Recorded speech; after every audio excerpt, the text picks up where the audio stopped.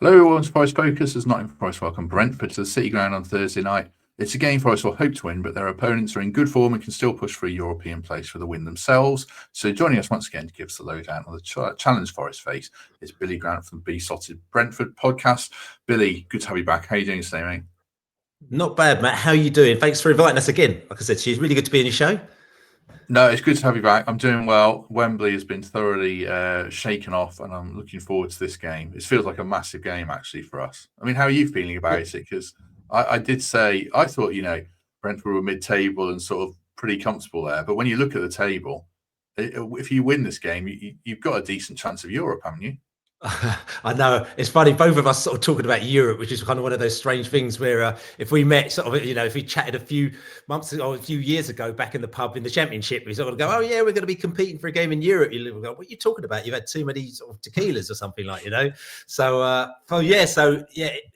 there has been talk of European tours. I try not to talk about it, because it's still quite a long way off in reality, because there's a big job we have to do. Yes, we are doing well, and yes, if we win all our games and other people don't lose, all those combinations really. But it is a bit of a way off, and also for our team, I think it's also a way off as well. I mean, I know that we can argue the fact that Forest take a sort of kind of a slightly different mentality, again, because we're a different type of club. So the way that Forest went for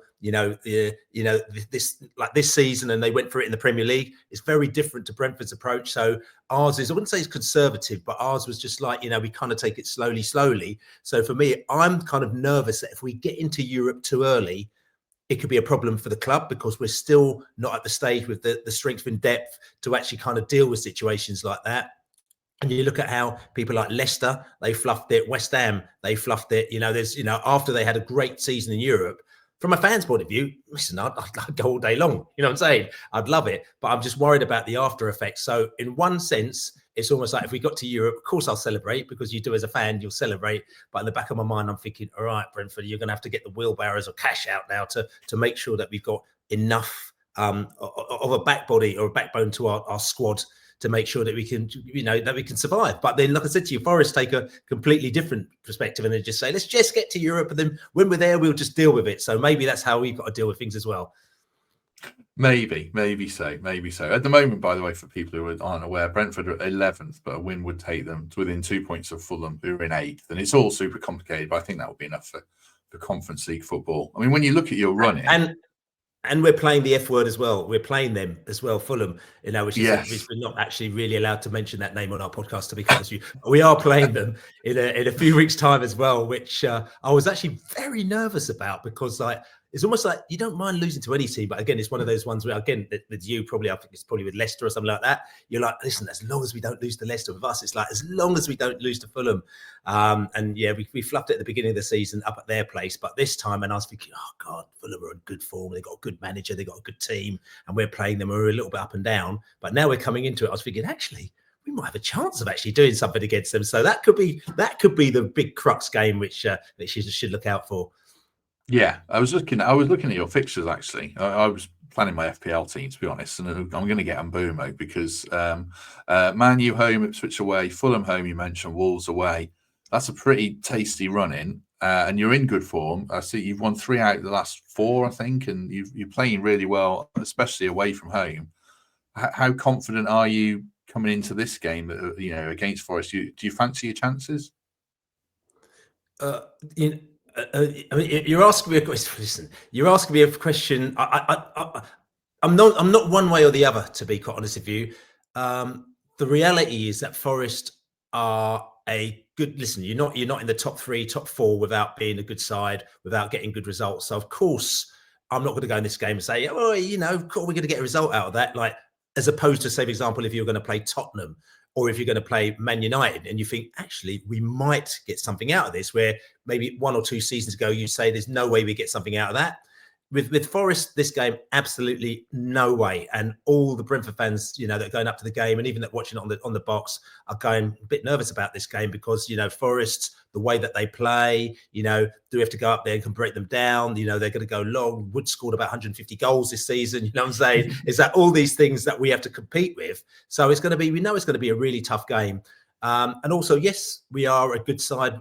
We're a good side in the fact that we've had to deal with a lot of issues. I mean, the last time I think I came on here last season, or was it early on this season? I think it was. Yeah. And I know, like, I've got my Forest mates out there. We've got Greg. We've got we've got all sorts of characters, like, I'm saying, from Forest, who laugh at me.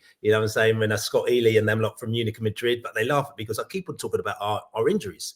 And I keep saying, look, it's a massive problem, because if we've got 1 or 2 players out, that causes us problems. When we've got 6 or 7 or 8 key players out, that's a massive issue for you to deal with. And you've seen that now. Chris Wood comes out for a couple of games, and all of a sudden it's just like, oh my God, what do we do? So it really misbalances the side. We've had to deal with that with 7, 8, 9 key players. At one stage, I think there was almost like a whole first team that is out. What Thomas Frank's been really clever in doing is that he hasn't gone, oh my God, we got to get loads of loan players in and other players in. He's tried to solve it from within. So we basically brought in all sort of our squad players, B team players, and we've had to force them into the side, which has actually made them footballers, people that probably wouldn't have got game time beforehand. Ironically, Wissa is actually one of those players. He was almost like a bit of a super sub for us. You bring him on after 70 minutes for a bit of impact to cause problems to the opposition, but everyone would say, Wissa, he's all right, but he's not what we need. We got Ivan Toney and we got Mbeumo, and we don't need. But all of a sudden now, because Wissa's been forced in because Tony's left. Igor Thiago, we got from Brazil, got injured on his first day of the pre-season at the beginning of the season, and we haven't got anyone else back. So for the last 2 seasons, he's been one of the key players that's come in, and as a result of him getting game time, also he's just really improved as a player.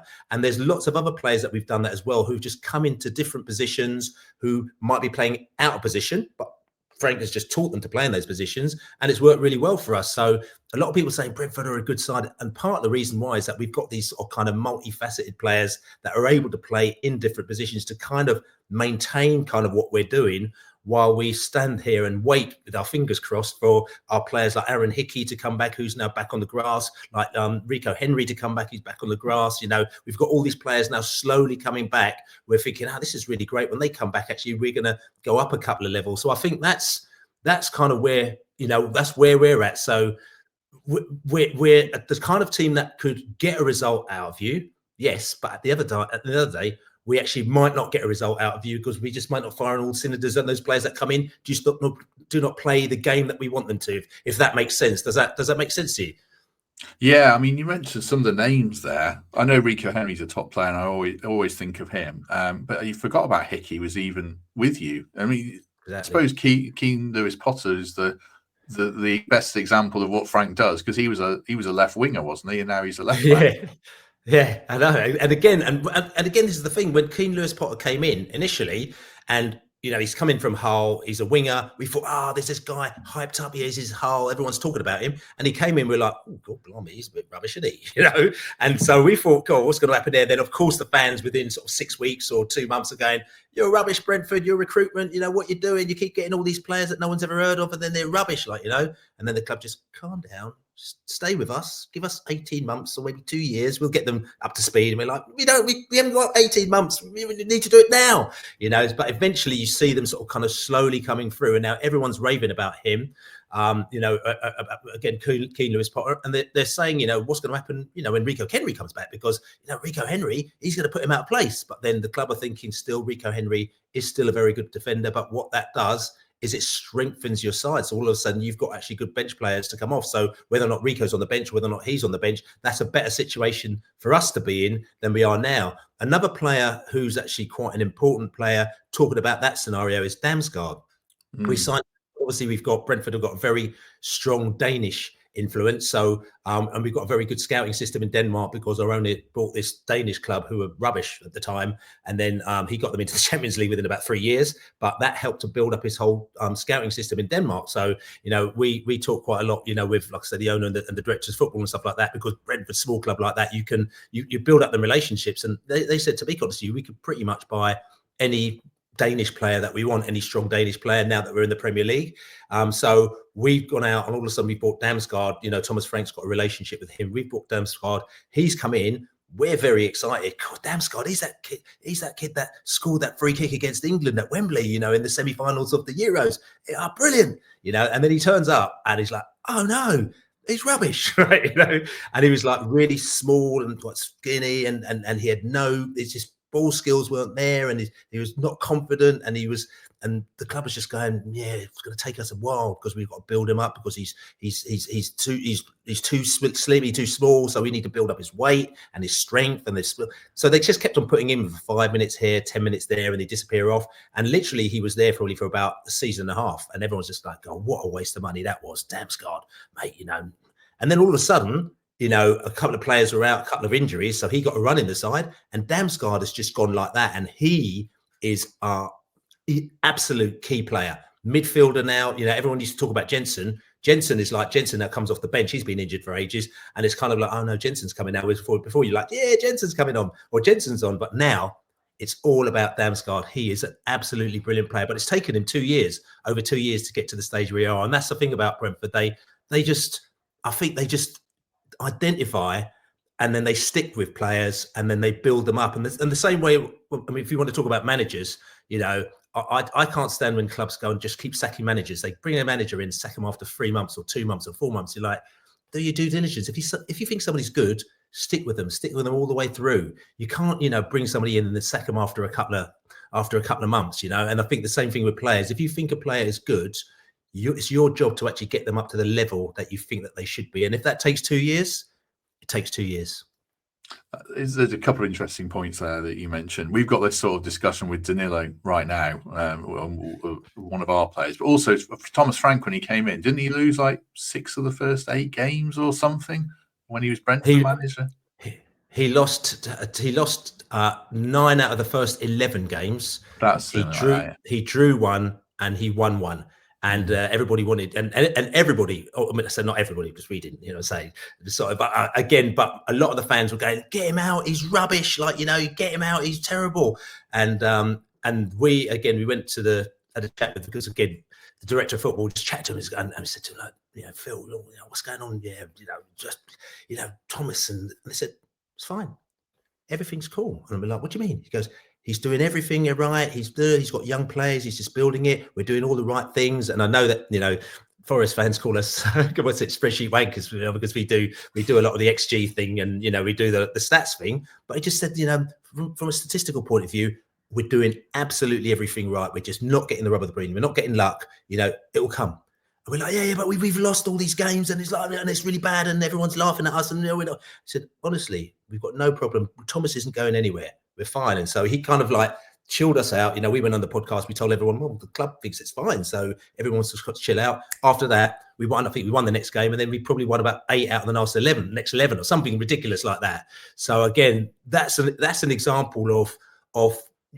I mean, that's the gambler in them. If somebody they gamble by numbers, and they believe in numbers, they will say this will happen here because whatever the odds may be, and that's what they do, and they'll stick with it, and they believe in it. So they kind of throw the human nature in there with the gambling thing in there, and just basically just say, hold your balls, because this is going to happen no matter what. And I rate them for that, because I'm too emotional. You're too emotional. Us fans are too emotional. We can't do that. We just flip from left to right every minute. Oh, this is wrong. Oh, that's brilliant. Oh, he's horrible. Oh no, I love him. So yeah, yeah. So it's a strange situation to be in, but for us, luckily, we've been there for 10 years, and we kind of get schooled by the club and by the people in and around the club into how this is the way we operate, and we've got used to it. It's taken us a long time to get used to it, but we're used to it now, and that's why we don't get that upset when players leave. We're just like, oh, Mbeumo's leaving. Oh yeah, okay, right, okay. When's the next one? Which is bad, because you want to get emotionally attached to these players and say, no, he's got to stay. But we're just so used to it now. We're just like, okay, who's the name of the next one? Actually, don't tell us the name of the next one, because we won't even know who he is. It's no point even telling us. You know what I'm saying? So yeah. Yeah, I mean, we'll have to move on, but the chapter on Brentford I've referenced How to Win the Premier League, the book, a few times. There's a really interesting section on Brentford about how their owners do it, how Bryan's owners have done it around professional gambling. And actually, the lesson you take from it is gambling's a mug's game unless you're willing to invest huge amounts of money and have loads of data experts behind it. But it's fascinating what Brentford have done, certainly. We'll talk about a few more Brentford players with some Forest relations as well in 1 second. Just to remind you, though, This game it's live at the Trent Navigation. If you can't go, you can watch it there.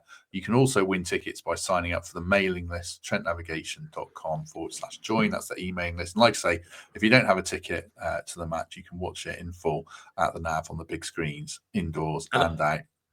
And I'd like to say hello to Dave at the Trent Navy as well. I'm absolutely gutted because this is one of my favourite away games of the season, and I had it penciled in for last weekend. Of course, not penciled, penned in, hotels booked and everything like that. Oh, no. Going to go down the Navy. Yeah, Dave sorted us out, so we were going to come down to the Navy before the game and sort of see him. I'll probably be seeing him in Barcelona in a couple of months because England are playing out there. I do England as well, so he goes to England as well, so I'll see him out there. And he's telling me about his plans to go to. He's going to Mexico and to America next year for a bit of a trip, a bit of a USA World Cup tour trip as well next week with his family. So I was really looking forward to catching up with him. And then they flipped it to Thursday. And all I'm going to say is that one of my very good friends has got one of a big celebration on that Thursday. They put it on the Thursday just because Saturday we were meant to be playing Man United, and they thought I can't do it on the Man United game. I'll do it on the Thursday. So they put it on that day, and I can't miss it. And they've moved the Man United game on the Saturday to the Sunday as well. So they could have done it on the Sunday. So it's annoying. So that's one of the annoying things about being in the Premier League. You just cannot ever rely on any date being truthful. Certainly can't. We've discussed Damsgaard, who I'm a big fan of, and Lewis McGugan, who's on this podcast, who's played Forest, is a big fan of Damsgaard as well. So we talked about him. Let's talk a bit about Mbeumo. Am I saying that right, first of all, by the way? His name's pronounced a lot of different ways. It's Mbeumo, is it? Mbeumo, yeah. Yeah, cool. He's been linked with Forest, and we're going to be linked with everyone. So do you expect him to go this summer or not? Yes. Yeah, and I'll be honest with you, I fully expect if he doesn't go this summer, then I'll be really quite shocked because he's at the stage where he will go and somebody will offer him enough money that Brentford will release him. So Brentford will sell a player if any price, such and such a price is met. So I don't know what they value him at. But say for example, I'm just going to give an example. If they said it's going to be 50 million, and I know things have changed now because of FFP or whatever you call it. So things have changed slightly with the prices. So 2 or 3 years ago, Bryan are selling players for 90 and 100 million and whatever, and the rest, and that was happening. But maybe those days have gone. But then you've still got teams who will say, well, I need this player because of X. So maybe it might be 80, maybe it might be 60, maybe it might be 50. And if that was offered within the scheme of things, I mean, if say, for example, if it's 50 now, which might have been 90, say, for example, 2 years ago, 3 years ago, all that means is that a player that you would buy for 50 now is worth probably 30. It's just that everything's shifted down. And Brentford always look at kind of the resale. So what they do is that if they sell a player, they'll look at how much they can buy the next player for. So normally if we'll say, so for example, what Ollie Watkins, I mean, it's probably a bad example. We sold him for 32 million. When we were in the Championship, everyone was telling Aston Villa at the time, oh, what you spending all that money for him for? But Brentford said that's his price, and so he went for 32. But then we ended up buying probably about 4 players for that because that's kind of what we do. We buy players for sort of kind of 8 million and 10 million at the time, probably in the Championship, which was a lot of money for us then. And then that was our reinvestment. So again, what we would end up doing is that we'd say, okay, if we sold him for say 50 to try and replace him, how much would we have to pay for somebody to do that? And is that person going to be oven ready? We don't normally get oven ready players, but we're now the scenario where it's our 4th season in the Premier League, and maybe we have to start buying players who are a little bit more oven ready, which means that we're going to have to pay more money for them. So that's the scenario. So do you basically go like for like? We get 50 million and we spend 50 million, and what we're going to get for that, or do we get 50 million and end up spending 30 million, but that player is actually in our books fairly oven ready? He's playing for a lesser, inverted commas, lesser team, but we know we can bring it up to speed. So yes, I do believe that he will go. I can't say whether or not he'll go to Forest or if he go to Man City or Man United or Liverpool. Liverpool was the talk, but I don't. Liverpool's been the talk for Mbeumo for a number of years, for about a couple of years now. Whether or not they need an Mbeumo, they were talking about the fact that he might replace Salah and things like that. Whether or not that is a scenario, I don't know. He is quite one-footed, so whether or not that becomes a situation which may go against him, but I can't say. But he is, I'd say, 95% going to go at the end of the season. If he doesn't, that means we're going to have to find a big pot of money to keep him, and that means selling someone else. But the other one, I guess, is Wissa, who's really he was the one we wanted. The money wasn't right for either party. What do you see for his future going into this summer? Again, it's a difficult one because I mean, Wissa, I think he's 28 years old. He's the one that's come a little bit out of the blue for us. So again, I think even though he's been phenomenal and he's a really good character to have within your team. He's a really vibesy character, great goal scorer. He caused lots of problems, but he's come out of the blue. I mean, I can't remember what he paid for him. What 10 million, 8 million? I can't even remember how much we paid for him. But I think for Brentford, all of a sudden, if an offer came in, because people said he's good, and an offer came in, which is right, I don't know what that may be, 30, 40, 50 million. I think that probably they will go for that. But I don't think they'll go and sell Wissa and Mbeumo in the same window. So it's going to be, I think, one or the other. And I think it's probably a case of, if money came in and, Wissa was sold, they believe that they'd be able to invest that player, invest that in new players or a new player that could actually kind of do the same or go next level. So I think that if somebody came in for Wissa within a reasonable amount, then he would go definitely. But I can't say how much that would be. I'll be honest with you. I should say Wissa. I've spent years saying his name wrong. It's hard to get it out of your head. But Wissa, sorry, Yoane Wissa. Yeah. Last thing I want to ask you about is about this game, home form versus away form. I think when we spoke before the last game, you were brilliant at home, terrible away. Now it looks like it's the other way around to an extent. I mean, I don't know if you're terrible at home. You certainly have been brilliant away. What's changed? Has Frank changed the tactics to make it that way around? So it's luck. Yeah. Is that irony? Actually, you were the first team to actually have smashed our home record. We hadn't lost at home, and then you came to us, and then we lost our first home game. To be fair, we played 8 games in a week. 3 games in 7 days. We played Chelsea on the Sunday, 8 o'clock kickoff because they had to fly back from Kazakhstan, even though none of them actually went to Kazakhstan. And then we played Newcastle. League Cup final winners Newcastle on the Wednesday, I think it was. So that was in the quarterfinals of the League Cup as well. So we basically handed them the cup. You know what I'm saying? So, you probably as well. Yeah. So we played them on the Wednesday and then came back on the Thursday. Then we had to play you on the Saturday.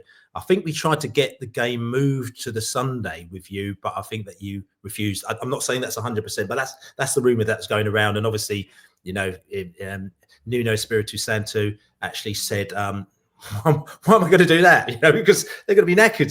So leave it on that day. So it's fair play to him. Talk about Nuno Espirito Santo actually as well. And I'm going on a deviation as well here. I found out the other day that my great grandmother her name is Rita de Espirito Santo, and she's Brazilian. Right, so I go to all these England games, but I find out actually I've got a great grandmother who's actually Brazilian, who is probably actually related to your manager as well. So I've got Forest in me somehow. Like I'm saying, in a left field way, but that. So I'm actually going to fly. I'm going to go to Brazil in the next few months to actually go and do a bit of research on the old family that I had no idea that I had any idea about. But that's me doing a left field thing about that. Just coming back to Brentford.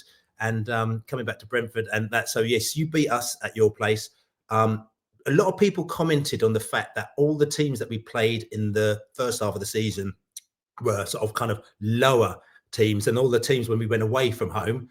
So all the home teams that we played were sort of kind of lower based teams, and when we went away from home, we played the Liverpools and the Tottenhams and actually Tottenham probably shows that that's actually rubbish, that example. But we played all the teams in the top half of the league away from home, and we lost pretty much to all of them, or we maybe got a few draws.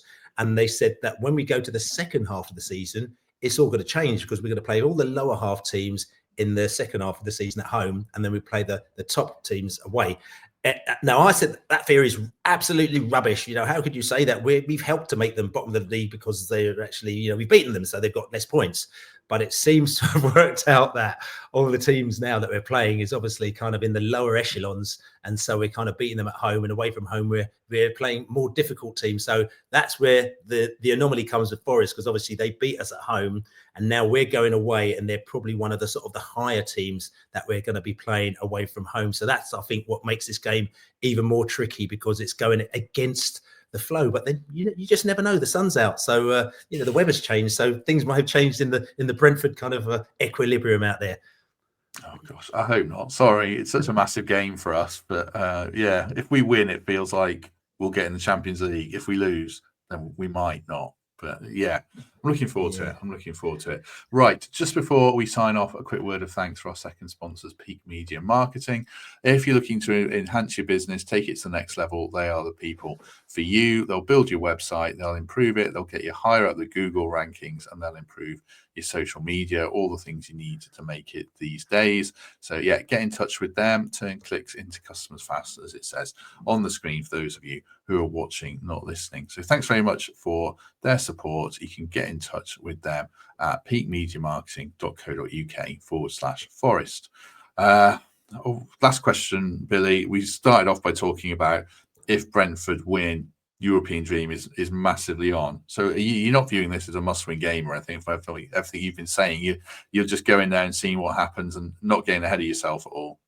Yeah, 100%. That's for me. I've not even really thought about it. If we win, it'd be brilliant. If we lose, you get disappointed, but it doesn't really matter to us. Obviously, if we win, we'll start getting excited for our last three games, which are Fulham, Ipswich, and Wolverhampton Wanderers as well. So all of a sudden, it's like, oh, this is getting a little bit exciting. But at the moment, I think everyone's going up there. It's going to be the hottest day of the year. You know what I'm saying, on Thursday. So everyone's looking forward to go up there. They're taking the day off, having a really good time in all the bars and everything like that in and around. They get the Canal House. They're going to Navigation. They're going to over to the other side of the river, to the Stratford Haven and place like that. So they're all just looking forward to just having a good time and a good day. Because Forest is 100%. It's one of the top 3 away days in the Premier League. And I say that every time, you know what I'm saying? So I'm gutted that I'm not going to be going. But I'm actually looking forward to coming up to the England game. I've got tickets to the England game. So I should probably, hopefully, if you're in the Trent Navy, I'll buy you a beer in the Trent Navy before the England game. You know what I'm saying? So, which is all good. And any other Forest fans say, well, I can't buy you all beer, so I'll be skint. Like, you know what I'm saying? I'll buy Greg a beer, though. You know what I'm saying? So, because I need to chat to Greg and we'll have a chat. He's going to the England game with me, actually, as well. So, him and Laura going to the England game. So I'm actually looking forward to that. That's my sort of Forest replacement game. So this game, I'm going to go for a draw straight up because, that's kind of my feelings on it. I think a draw would do us nicely getting a point away from home. Greg's not at this one either because it's moved and he has something else planned. It's like the first game he's missing in forever. And also, I'm very impressed at your knowledge of Nottingham pubs. You dropped some good ones there. Obviously, the Nav's the best, but you dropped some good names in there. So yeah, well done. Yeah. We shall leave it there. If you've enjoyed this, do us a favour, hit like, hit subscribe. Do consider signing up for channel membership or Patreon if you listen on audio, or just give us a lovely 5-star review on Apple or Spotify. We'll be back after the match then on Thursday, post-match show. Then Friday for more analysis with David Prutton. Hopefully he's going to join us for that and a couple of the regulars. So yeah, have a good day. Enjoy the hottest day of the year, as Billy says. And if we don't see you tomorrow, we shall see you soon.